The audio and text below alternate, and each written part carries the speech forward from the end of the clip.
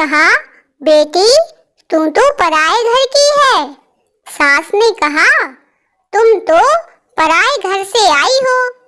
जब कोई घर अपना है ही नहीं तो दिवाली की सफाई रद्द।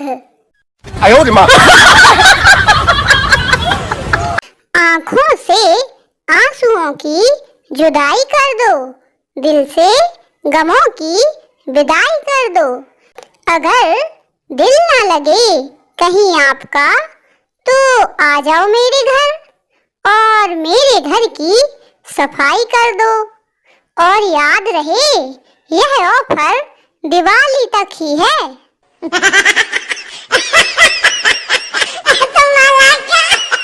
सब लोग खाली दिवाली की शुभकामना दे रहे हैं, कोई भी मिठाई खाने के लिए बुला ही नहीं रहा है। हे राम, देख रहे हो ना, रामचंद्र कह गए सिया से ऐसा कलयुग आएगा। व्हाट्सएप पे फैलेंगी बधाई और मुंह भूखा रह जाएगा।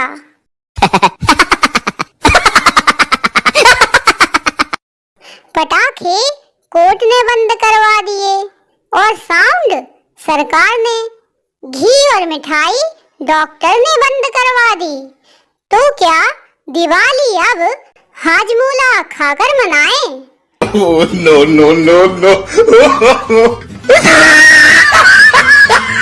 जब कोई पटाखा थोड़ा सा जलकर फुस हो जाता है तो उसे पैर से कुचलकर कुछ लोग ऐसा फील करते हैं कि जैसे टाइम बम को डिफ्यूज करके सारी दुनिया को बचा लिया हो।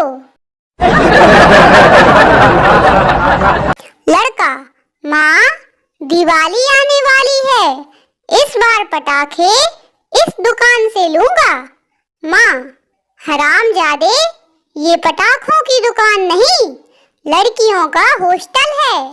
लड़का, मुझे क्या पता, एक दिन पापा कह रहे थे कि यहाँ एक से एक धांसू पटाखे हैं। पत्नी, आपने तो कहा था कि बिना वजह के शराब बिल्कुल नहीं पिएंगे, तो फिर ये सब क्या है? पति, वजह है पगली, वजह है दिवाली आने वाली है। रॉकेट जलाने के लिए बच्चे बोतल तो मांगेंगे ना। दिवाली में पटाखे मत जलाओ, होली में पानी मत बहाओ, संक्रांति में पतंग मत उड़ाओ। अरे जज साहब, आखिर चाहते क्या हो आप? हर त्योहार में सिर्फ दारू ही पिएं क्या?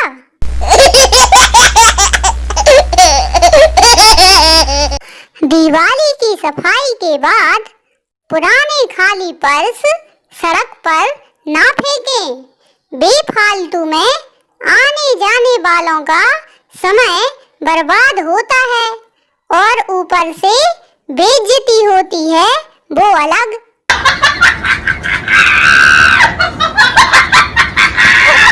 पत्नी, देखो कितना कचरा निकला है, इसे कहते हैं दिवाली की सफाई। पति, फिर जो तुम रोजाना झाड़ू से निकालती थी वो सब क्या नाटक था? बाप, क्या हुआ बेटे, तू इतना उदास क्यों बैठा है? बेटा, जाने दीजिए पापा, आप नहीं समझोगे। बाप, तू मुझे अपना दोस्त समझ और बोल बेटा। बेटा, अबे यार, इस दिवाली तेरी भाभी ने गिफ्ट में आईफोन मांगा है। फिर क्या था, बाप ने चप्पल टूटने तक धोया रे बाबा। पति और पत्नी दोनों मिलकर दिवाली के लिए शॉपिंग की लिस्ट बना रहे थे। लंबी लिस्ट बनाने के बाद पत्नी ने पूछा, चलो बताओ, अब हमें सबसे पहले क्या लेने जाना है? पति, लॉन। कुछ बच्चे सड़क पर अपने पटाखे जला रहे थे। अभी एक पटाखे में चिंगारी लगाई ही थी कि तभी सामने से एक आंटी आती दिखी। तो सब बच्चे चिल्लाने लगे, आंटी पटाखा है, आंटी पटाखा है, आंटी पटाखा है। आंटी मुस्कुराई और बोली, नहीं रे पगले, अब पहले जैसी बात कहाँ। इस दिवाली पर किफायती मिठाई बनाने की विधि, यकीन मानिए आपके लिए ये तरीका बहुत ही फायदेमंद रहेगा। मिठाई बनाते समय उस पर काजू बादाम जोर से ठूस दें, फिर वापस निकाल लें। खाने वाले को लगेगा कि शायद काजू बादाम गिर गया होगा। इस प्रकार एक ही काजू बादाम से सारी मिठाइयाँ बन जाएंगी। मस्त जोक मारा रे, ये हंस रहे हलकट। मैं शपथ लेता हूँ कि इस साल दीपावली में चाइना से निर्मित लाइटों को नहीं लूंगा, क्योंकि मेरे पास पिछले साल की पड़ी है, चेक भी कर ली है, सब ठीक है।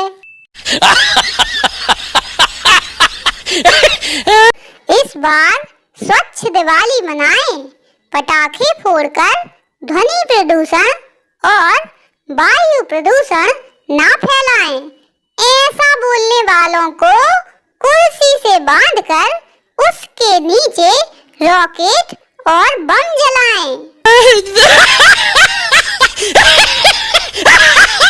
रावण ने सीता हरण किया तो हनुमान जी ने सीता जी को वापस लाने में राम की मदद की और श्री राम जी ने रावण का वध किया। परंतु इस पूरे झमेले में घर की साफ सफाई की परंपरा कब से शुरू हुई कुछ पता ही नहीं चल रहा। रंगीली अपने पति से, सुनो जी, पिछली दिवाली पर आपने मुझे लोहे का पलंग गिफ्ट किया था, तो इस बार क्या करने का इरादा है? रंगीला, सोच रहा हूँ इस बार उस पलंग में करंट छोड़ दूं ताकि मेरी दिवाली शुभ हो जाए। हे भगवान, हे देवी माँ, सभी महिलाओं को घर में दिवाली की सफाई करने में भी वैसी ही शक्ति देना जैसी 9 दिन गरबा खेलने के लिए दी थी।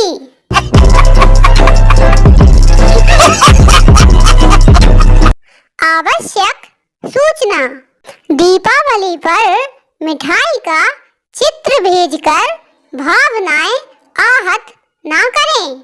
पैसे पेटीएम कर दें, हम खुद खरीद कर खा लेंगे।